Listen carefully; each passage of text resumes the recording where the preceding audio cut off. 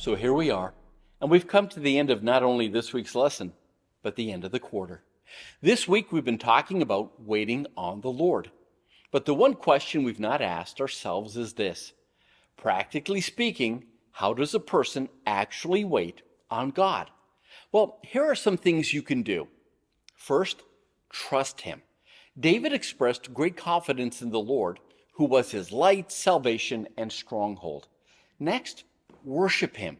David conveyed his trust in the Lord by longing to be with Him and to worship God in His house. God's house was the one place on earth where David felt the safest. Next, pray to Him. Everything that David needed, he brought it to God in prayer, fully expecting God to hear and answer that prayer. And lastly, have faith in Him. And by this I mean put your faith in the fact that God loves you and put your trust in that love. You see, waiting on the Lord involves the confident expectation of a positive outcome because we know how much God loves us. In other words, you're not putting your trust in promises, but what you're putting your trust in is what you know to be true about the one who made you those promises. And this comes back to having a close and personal relationship with God.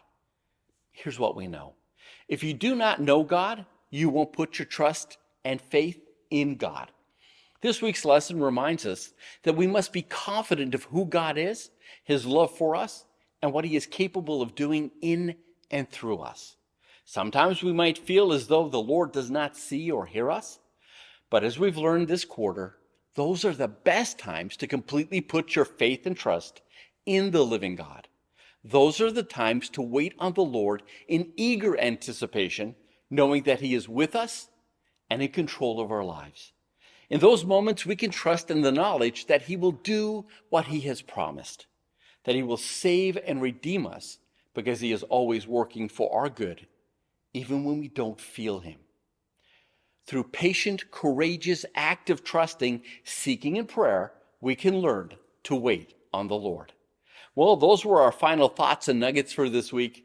Now, we want you to take some time to visit your local Adventist church and share with them some of the things you've learned this week and this quarter about how God speaks to us through the Psalms.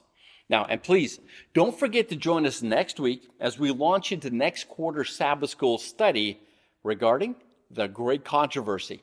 Now, I know you won't want to miss it. Again, thank you for joining us this quarter. Happy Sabbath to come. God bless, and we'll see you next week.